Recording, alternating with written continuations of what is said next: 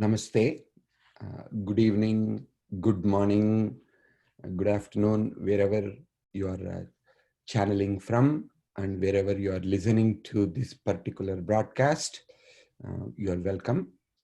Today, we have a wonderful program.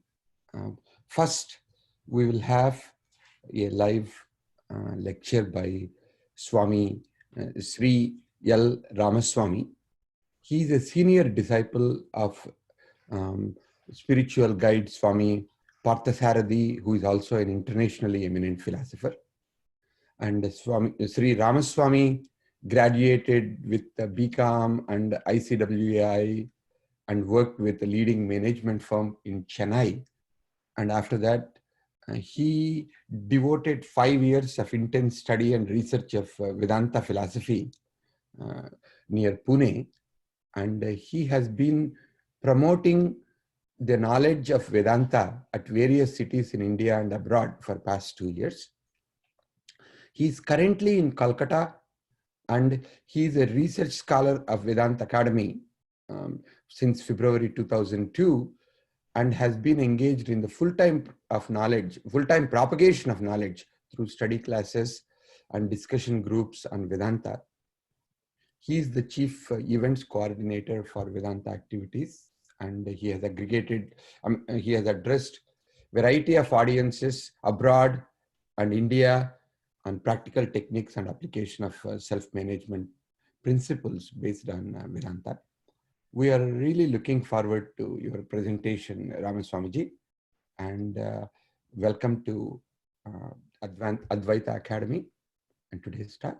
And depending on what you have to present in terms of time, feel free to take up to 30 or 35 minutes or something like that. And then depending on the number of questions, either you can extend a little bit, or you can take the questions as they come in. And when you are speaking, we'll also go on mute so that the forum is yours. So please, you're welcome to start anytime you're ready. So, yeah, thank you.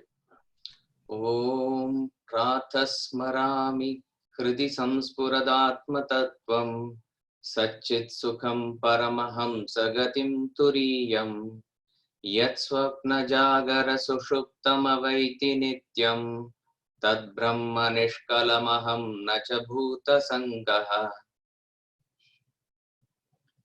Sadashiva Samarambham Shankaracharya Madhyamam Asmad Acharya Paryanta Vande Guru Parampara. A very happy Shankara Jayanti to all. The topic for the day is Atma Bodha, the knowledge of the self. Adi Shankaracharya, the stalwart in the Sanatana Dharma Parampara in this country, wrote the commentaries for Bhagavad Gita, Upanishads, Brahma Sutra. So he forms the link between the ultimate wisdom of the ancient past and till our time what we understand. It is probably without the intervention of Shankaracharya, it is not possible for us to link ourselves with the past. So Upanishads, Bhagavad Gita, even Bhagavad Gita, which came much after Upanishads, probably if any person tries to read it by himself, he may not be able to understand the thought flow in it, or chances are that it may be misunderstood also. So the great compassionate work of Adi Shankaracharya was to bring those terse scriptures into the grasp of us by his commentaries.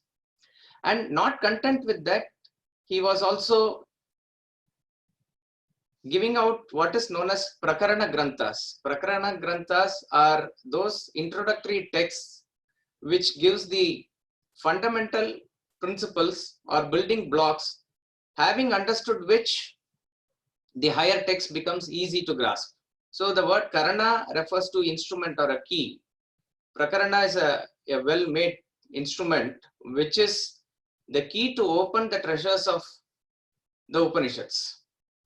So at his point of time, he not only catered to the highest level of seekers, but he was instrumental in bringing Vedanta to each and everybody by introducing these Prakarana Granthas also. So texts like Bhajagovindam, Atmabodha, Tattvabodha, Viveka Chudamani, these are texts which are very easy for a low-level seeker to grasp, understand. Not only that, get his fundamentals strong. Then when he goes to the higher reading of Bhagavad Gita and Upanishads, it becomes much more easy. And each of these texts are also very systematically given.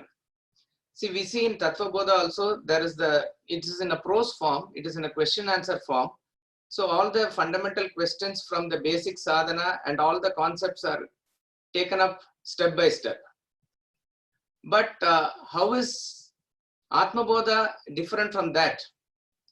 Before that, there are some people who even discuss and debate about whether all these texts are really authored by Shankaracharya, or is it authored by somebody else down the line much later and it is attributed to Shankaracharya. Probably it is. I'm not saying that we should not get into such a discussion, but it is not of much consequence.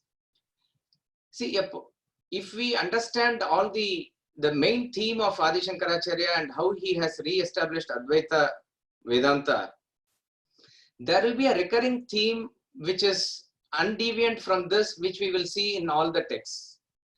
So for argument's sake, even if we assume that other acharyas down the line who are in the parampara of Adi Shankaracharya, if they have even composed this, we have to remember that it is the inspiration of Adi Shankaracharya that made them compose this. So it is, in other words, Adi Shankaracharya himself has composed through them, if we want to reconcile.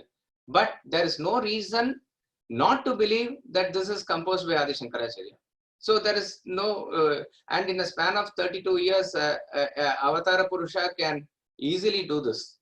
And therefore, this is beyond a point, a futile discussion to check whether it is written by Adi Shankaracharya or somebody else. Now, what is the USP or the unique selling point with reference to Atmabodha, or where it primarily differs from Tattvabodha, is that Atmabodha is in a poetry form. Tattvabodha, we can say, is in a prose form. When something is in a poetry form, it is much more easy to read and remember.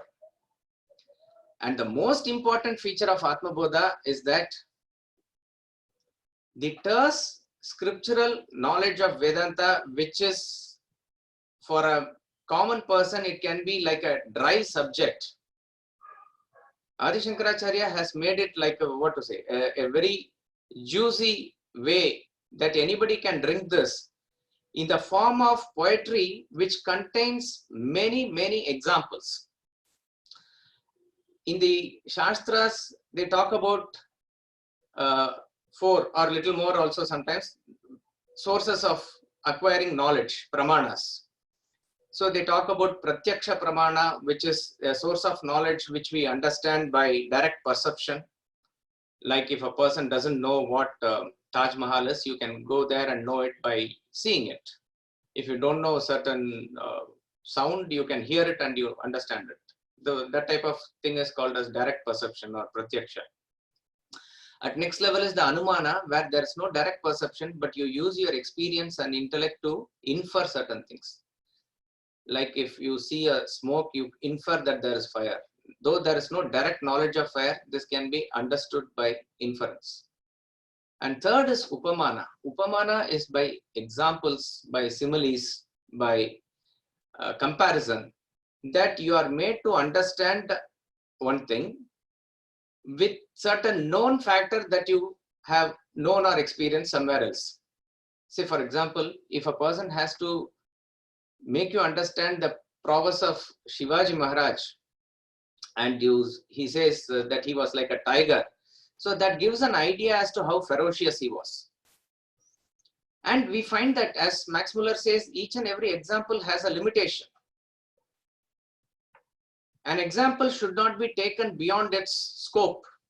Otherwise, we miss the point. So you have to understand the example for what it is conveying and then try to apply it on the main theme that is being conveyed. The theme of Upanishads, the theme of Vedanta is Atman or Brahman, the supreme reality, which is beyond our perception, which is beyond our conception. So, liberally, Vedanta uses worldly examples from various angles to make us understand what that reality is. And Atma Bodha is probably the greatest text in this, where in a span of 68 verses, maybe more than half of it, easily more than 60% of it is full of examples. And these examples are taken from real life situations. So that also shows the keen observing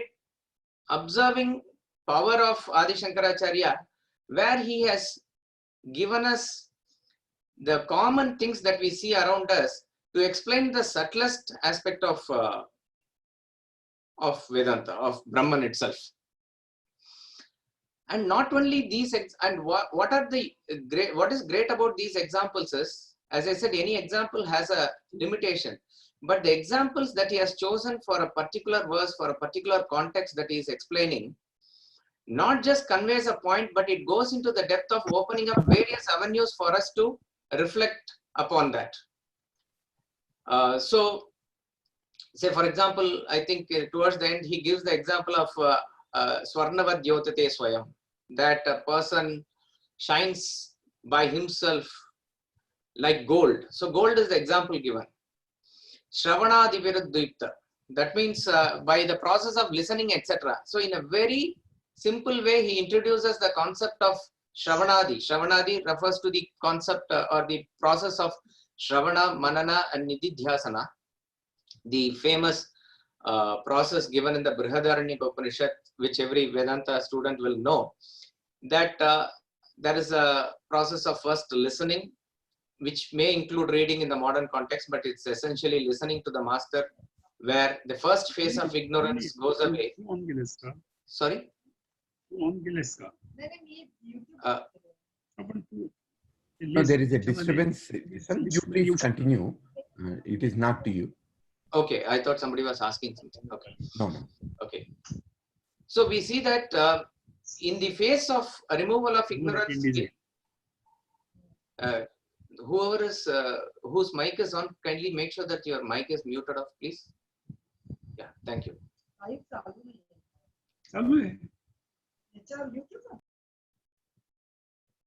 Okay. The ignorance manifests itself in three phases. The first phase is that I don't know. The second phase is that I don't understand. And the third phase is that I don't experience. I don't know, the first phase is taken care by the process of Shravana or listening. The phase that I don't understand is taken care by Manana or reflection. And the phase that I don't experience is taken care by the ultimate process of Nididhyasana, which culminates in contemplation and meditation. Now, we see that the extraction of gold also is in these three processes, or there are three processes which can be equated or mapped into this. There is this hard process of extracting the ore from the earth, the process of sieving by which you separate the gold, and finally the most purest form of gold is got by smelting or by heating it. So the process of removal of the ore from the earth can be equated to Shravana. The process of sieving, where you segregate the gold from the other impurities, is the process of reflection, which is Manana. And the heating is the fine heat of meditation till you realize the self, that can be equated to Nididhyasana. So by this example of gold, he is not only saying that your inherent nature is shining, which will come out as you realize the self. He is also indicating the process. So we see that abound like this in Atma Bodha. If we have time, maybe we'll take an example and see that the process is also indicated. So every example is a complete example in the context. It is not just indicating the idea about the self, which is the ultimate reality or the goal. It also talks about the process. So all this is contained within verse, which is 16 letters or something, is the fabulous contribution of Atma Bodha. So the USP is that there is examples abound here, and as I said, it is in a poetry form also. Like every text, starting from Upanishads, Bhagavad Gita, you find that these great masters, they pack the knowledge that is to be revealed in a very systematic and scientific way. In fact, we need to have some amount of clarity of thinking to understand the thought flow behind it. In Bhagavad Gita, they have divided that into 18 chapters, and they are not randomly chosen about a Bhakti Yoga and a Karma Yoga and a Dhyana Yoga. It also forms a thought flow there. And who is able to, that is why a Jagat Guru like Krishna gave out the Bhagavad Gita, where sage Vedavyasa gave out the text Mahabharata in which Bhagavad Gita is there. But who was able to understand the thought flow and given to us is another Jagat Guru, Adi Shankaracharya. So he was able to see the thought flow in it, which follows a sequence. How each and every chapter telescopes into another chapter, the next chapter. And one of the contributions of our Swamiji, when I say our Guru Swami Parthasarathi, is that he has divided even the chapters into thought flow, where we understand how is Karma Yoga dealt in third chapter, how is the next chapter dealt in the phases. So these phases are also divided into subtopics within a chapter. Exactly like that, Atma Bodha is also divided into topics. These topics are not there in the original. Again, for our understanding, for our easy reading, it is a contribution of the commentator, which is our Swamiji, that we find that the 68 verses are divided into 8 topics here. The first 5 verses talks about how the knowledge of self alone liberates, which is the main theme of the text. It talks about then how the material equipments, which is our upadhis, which is the gross, subtle and causal bodies, how they superimpose the world upon Brahman. This is where the explanation of gross body, subtle body, definitions and Panchakosha is also indicated here. Then the subtler portion comes as to, having understood that this is covered by the equipments, what is the discriminative self-analysis by which you will separate the self from the material equipments? This is given in detail in the next 14 verses. And then comes the sadhana through the process of negation and assertion, negation of the non-self and assertion of the self, and meditation, how one can go towards the realization of the self. The upasana that most of us do, or this towards worshipping of the self, it is twofold in nature, which we may classify as saguna upasana and nirguna upasana. Nirguna upasana is the direct means, though it is tough, but that is what is indicated here, because we have to understand Atma Bodha is directly talking about the self here. So nirguna upasana is to say that I am not the body and I am the self. I am not the mind, I am the self. I am not the intellect, I am the self. And this is not a mechanical repetition. The feeling with which you are able to contact the inner personality and you tell for yourself, that is what is indicated in this topic, 11 verses from 30 to 40. Through the process of negation, assertion and meditation, how do you realize the self? And then knowledge is destroyed by ignorance and self reveals itself. This is the culmination where self-realization happens. And finally, the self-realized merges with Brahman in the next topic, 47 to 53. So ultimately, it talks about the process from the beginning, how the equipments cover you and how you are merged with Brahman. And then it is talking about that nature of Brahman, Satchitananda, in its pristine form. This is probably the portion of Atma Bodha where you don't find many examples.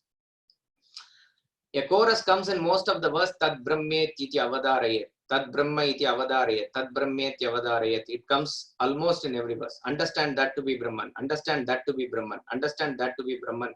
It is repetitively coming here. He uses the technique of what is known as Tatastha Lakshana and Swarupa Lakshana. Tatastha Lakshana is the way by which a permanent factor is indicated using an impermanent factor. For example, if you want to point out a house in a road which is having all similar type of buildings, similar type of row houses, and you want to point out a particular house to your friend, so you say that, do you see a building there where a crow is sitting on the top of the roof? Yes, that is the building I am referring to. That is my house, he says. So here the crow is an impermanent factor. It may fly away, but for the time being, you need the crow. You need the crow which is sitting on it for you to point out the house. Having got the house marked, the crow may not be necessary. This is the way by which Tatastha Lakshana works. So how do you indicate Brahman with reference to other factors that we know? And then Swarupa Lakshana is the direct pointing out of Brahman. Both these techniques are used in this nature of Brahman. And finally, he culminates in the same theme that he started the book, which is the knowledge of the self reveals Brahman. There are some 4 summarizing verses in the end. So it forms a logical thought flow here. Now, what we need to understand is, when Adi Shankaracharya or others compose these verses in their state of ecstasy or in the state of their oneness with Brahman, what comes out is not a random verse. So this also gives a proof that what we are dealing with in Sanatana Dharma is a highly scientific learning. Therefore, anybody who is scientific minded will find resonance with Advaita Vedanta. So even today we see that any person who is open-minded, he may reject the personal God or form or other thing, but when it comes to the tattvas given in the Vedanta, he has no probably any counter arguments to that. Very many people, because of their attachment to their own religion, let's say, for example, a Christian mystic is there and he is attached to Christianity, which is fine. But if he is scientific minded enough and he is open minded, if he is able to go through the arguments and debates that are given in the Advaita Vedanta, he says, I may not be able to accept it because of my attachment to my religion, but I have no arguments to counter against it. This is what is the confession of even very many scientists, very many atheists. So we find that a scientific minded person is one who is able to give this in a sequential way, and the subject that is dealt with is also a science. That is why at the end of every chapter in Bhagavad Gita it says, Iti Srimad Bhagavad Gita Su Upanishatsu, it is Upanishad, Brahma Vidyayam Yoga Shastre. It is the science of the eternal. It is very, very logical. It is very, very scientific. It evokes devotion in us, no doubt about it, but that has to be complemented with the reason and the science behind it. So that is the ideal way. So we see that in every work of Adi Shankaracharya also, and Atma Bodha is no exception. Who is qualified to read Atma Bodha? He gives that in the very first verse, Tapobi Kshina Papanam Shantanam Vitaraginam Mumukshunam Apekshoyam Atma Bodho Vidhiyate.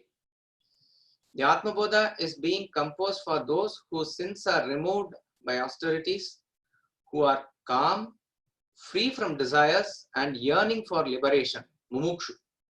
Now, sometimes it may be depressing when we read through these qualities. When will we become qualified and when will we become really, get to that nectarine philosophy that is given here? Now, this verse should not be taken as a deterrent. If that was the case, then probably Adi Shankaracharya or anybody would not have written Prakarana Granthas for us to go step by step towards the higher imports of Upanishads. If we have all these qualities in its fullest extent, we are already there. We are there, realize we don't need Atma Bodha, we don't need probably even Upanishads. So it should not be taken from that point of view. All that it says is, if you qualify yourself with these qualities as much as possible, then the text of Atma Bodha will speak to you much more. That is how it should be taken. So it is applicable at the relative level also. Say, for example, Mumukshu is given. Mumukshu is one who desires liberation, who at any cost wants liberation. He wants to get out of this samsara or terrestrial entanglement and reach the self. And this itself, it is said that it can be in various degrees. Yeah, ati manda, or a very dull person talks about, yeah, I know liberation is important. If I get it, well and good. Otherwise, let me see in the next Janma. Suppose if he takes a stance like that, his mukshatva is very low, very dull. A manda or a dull person will say, yes, I understand I need liberation, but I have duties to fulfill. I have a lot of karma to do, my responsibilities. Maybe after retirement, let me look into it. We are not demeaning anybody, but that is the level of mumukshatva that he has, and that's how he reacts to the knowledge. At a madhyama or a higher stage, at the middle stage, somebody says, yes, I need to get it as quickly as possible. I need to work towards it. He is there. A tivra or a highly atyanta mumukshu, a very strong mumukshu, is one who says, I want it here and now. When Ramakrishna Paramahamsa talks about mumukshatva, he talks about a person who wants to breathe. When his head is immersed under water, how much of gasping for breath and the single pointed thought that he will have to release himself from that, like that must be your mumukshatva, is what Paramahamsa says. And that he is talking about the greatest mumukshu. So, if a person is able to raise his level with such qualities, the qualities given here are also very interesting. Tapobi kshina papana, a person whose sins are removed by austerities. So, tapas is a qualification at the physical level of your personality by which you are doing the sadhana. So, it is referring to the body level sadhana. Shantanam refers to the quietening of the mind level, where you are not caught up by the past worries and future anxieties. You are able to calm yourself at the mental level. Vitaraginam is free from desires, again free from, you can say, the bulk of desires, where the intellect is focused upon higher desire, whereby you are not planning and scheming with reference to your worldly ambitions. So we see that the qualification is integral to all aspects of the personality, which is tapas at the body level, calmness at the mental level, vitaraginam at the intellectual level, and at the subtle intellect level you are mumukshu. This qualifies a person who can read Atma Bodha. So it's very clear that if you are able to derive these qualities as much as possible within your system, you will be able to appreciate the content given in Atma Bodha much more. You will be able to relate to it much more, and then it will lead you automatically to the higher texts also. So that is how we should take this. Now, this verse also indicates a great lesson, which is probably there in other texts also. Each and every great composer gives what is known as this Anubandha Chatushtayam. Anubandha Chatushtayam means the four constituents of the theme. The four constituents of the theme are, see, for not just writing this book, if you are, let's say, writing a book of your own, if you are designing a website, if you are taking a class, if you are doing any project report for getting a loan from the bank, or submitting something to the income tax department, before you do that, before you venture into that, it is better to have these four sorted out mentally, to have clarity. Then what you produce as a product will be perfect, or as perfect as possible. What are the four things?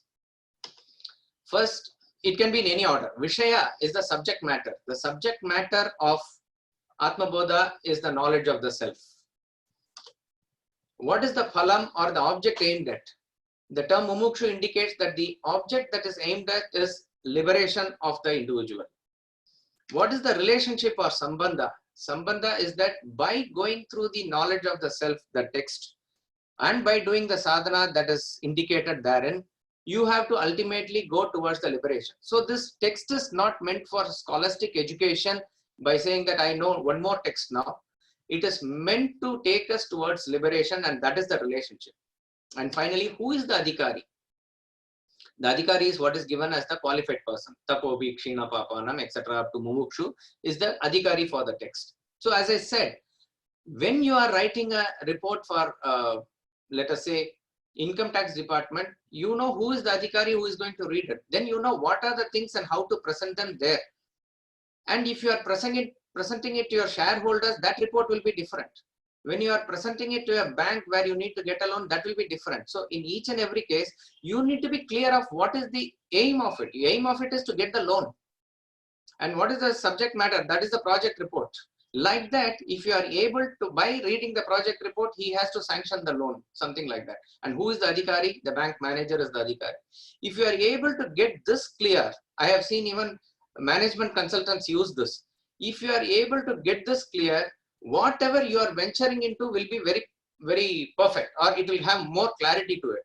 So very first verse, Atma Bodha, Adi Shankaracharya gives this as to what is these four things. And then he goes on to give various examples, various similes to explain each and every concept. We may try to take only, do we have time for one verse? Okay, I'll take just one. Yeah, thank you. Okay, verse 46. Randomly I chose, but it is a nice verse. Tattva Swarupanubhavat Utpannam Jnanamanchasa Aham Mameti Cha Ajnanam Bhadate Digbrahmadivat. The knowledge born out of realization of one's essential being instantly displaces the misconception of I and mine, aham, mama, like confusion regarding direction, etc. So the example given here is confusion regarding direction. As I said, at every layer, we can go further and further and derive various messages out of this. Each and every knowledge that we get from any source helps us clear a particular area of ignorance. A knowledge of French, if you gain, you are no more ignorant of French, you know what it is. But that will not help you to understand Russian. So you need the knowledge of Russian to understand Russian. So each and every knowledge is specific to that particular area of ignorance. But is there any knowledge by knowing which you will know everything? And this is the theme of probably the Upanishads also. In Mundaka Upanishad, Shaunaka asked this question. Kasminnu bhagavo vijñāte sarvamidam vijñātam bhavati. Sir, please tell me that knowledge having known which everything else is known. This is probably the theme, and this question comes in other Upanishads also. What is that knowledge having known which everything else is known, and how is it possible? If a person is lost in a place and you say that this is the direction which is north, then not only he knows north, he knows every other direction instantly. And that is the key point here. Instantly he knows. He knows that this is north, this direction is south. Then this is east and west. Not only that, other directions like northeast, southwest, everything becomes very clear for him. It is just that one person comes and says that this is north. So there is one knowledge by knowing which you will know everything else is in the world. Now take this example a little further in our practical life. A person is not able to deal with relationships. Let's say he has a problem with his mother-in-law or husband or wife. So this person has a problem with husband. So you ask the qualities and whatever is the relationship required there. You give a specific formula as to how to deal with the husband. And that person is able to apply that. And you will find that that relationship might smoothen out if you are able to follow that. I'm assuming a proper guide is guiding that person. Now that same formula will not be applicable for you to deal with your mother-in-law, because there the problem is different. So you need to give some other specific formula for her to deal with that person. Again, if you want to deal with a friend or a business partner, how to get on with that person in a harmonious relationship, that formula will be different for that person.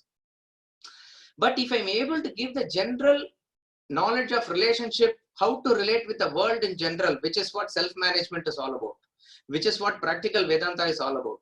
With that, you will be able to deal with each and every person. So having known one knowledge, you will know this everything else.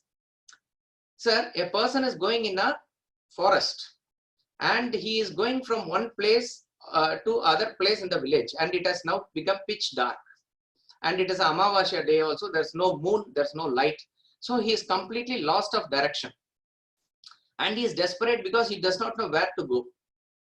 At that point of time, a person with a lantern comes there and he says, same thing, this is north, he says.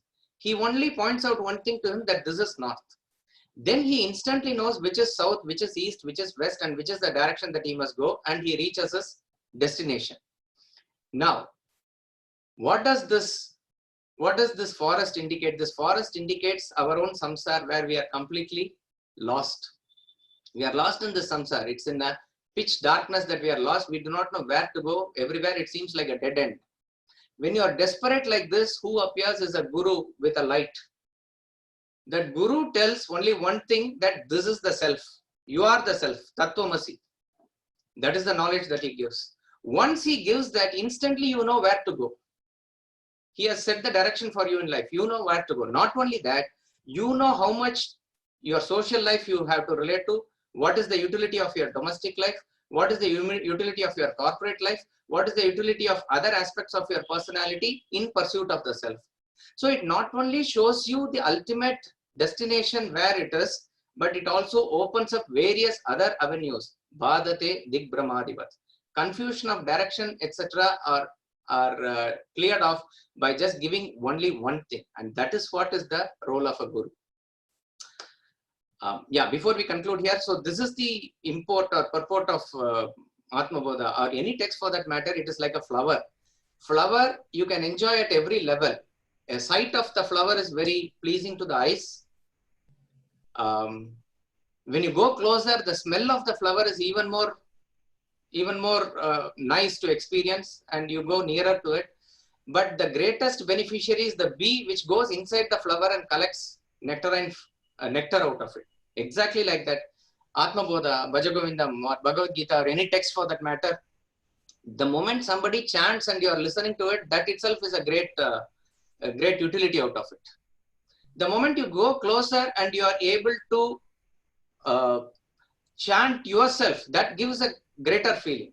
And finally, like a bee, if you go inside it and derive the philosophy out of it, that is the maximum benefit. Partho vatsa sudhir bhoktaha dugdam gita amritam mahat, says Madhusudana Saraswati. Thank you very much. Namo Paramarshibhyo Namo Paramarshibhyo. Jai Jai Shankara Hara. Namaste. Thank you very much for a wonderful, clear lecture on Atma Bodha and some of the verses. And I really like the way in which you talked about the Sambandha Chatustayam.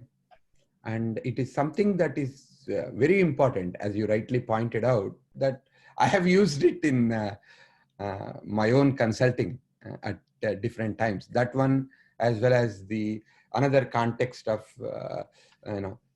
what you might call a Devata, Rishi, and Chandas. Yes, and yes. are some of the things which I found are extremely meaningful and effective. So let me check whether there are any specific questions.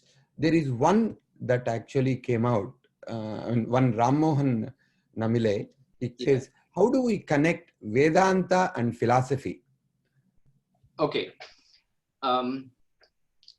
Sir, the word that we use in English is philosophy, and I hope we use it in the same meaning as how we use the term darshana. So every religion generally, we can say, has these two aspects. One is, let us say, even in our thing, Upanishads are considered as the Shruti Shiras. So you can say that there is a parts of the body and the head. Both are to be there together for the whole personality. It is not to say who is more important or less important, both are required. So every religion or every spiritual pursuit has these two things. One is the philosophical aspect, which gives the core tattva of it. Another gives the rituals aspect, which connects you or makes your limb be on the ground in order to proceed towards that. Both are important. So as far as we are concerned, the source, which is Vedas, you can say, Vedas talk about the Dharma and Vedanta talks about Brahman. So Vedanta is the philosophical crux, or the core, or the content, the essential content, just as Bhagavad Gita is the essential content of Mahabharata. Like that, you can say Vedanta and philosophy, or Vedanta is the philosophy of Hinduism. Like that, you can say. Every other darshana, every other sampradaya of Hinduism also, whether it is Vishishta Advaita, Dvaita, or Veda, Vedanta, whatever it is, all of them derive that same thing from the philosophy of Vedanta. Yeah. There is one more question from Vinod Jain. Yeah. Out of 4 constituents, how do you explain the relevance of relationship in context of other 3? In fact, relationship is the essential thing that connects between the object and the what is the Vishaya. The subject matter, using the subject matter, how you are going to derive at the object, that relationship has to be also clear. And then comes the Adhikari. Adhikari is who is qualified to do it. So Adhikari uses the subject matter to arrive at the result. Okay. There is one more question, last question for this session. Usually, Samadhi Shakta Sampatti is spoken as qualifications, but you point whether the Atmabodha text is different from them. Okay. Usually, the fourfold qualifications are Viveka, Vairagya, Samadhi Shatka Sampatti, and Mumukshatva. So, if you expand Samadhi Shatka Sampatti, it makes totally 9 qualities, 6 plus 3, 9 qualities. That is the, and Tattvabodha goes step by step from the beginning to explain all these only. So, definitely Atmabodha or any other text is not different from this. It is just that it is indicated in a different way. That's about all. But the basic constituent principles of Viveka, Vairagya, Samadhi, Shatka Sampatti, and Mumukshatva does not change. Does not change. Thank you very much, Mr. Ramaswamy. We really are honored to have your speech. Our pleasure. Thank you. It was you took a simple thing but made it extremely clear and deepened our knowledge in it. And look forward to seeing again. And you have a wonderful rest of the week. Thank you. Hari Om to all. Hari Om.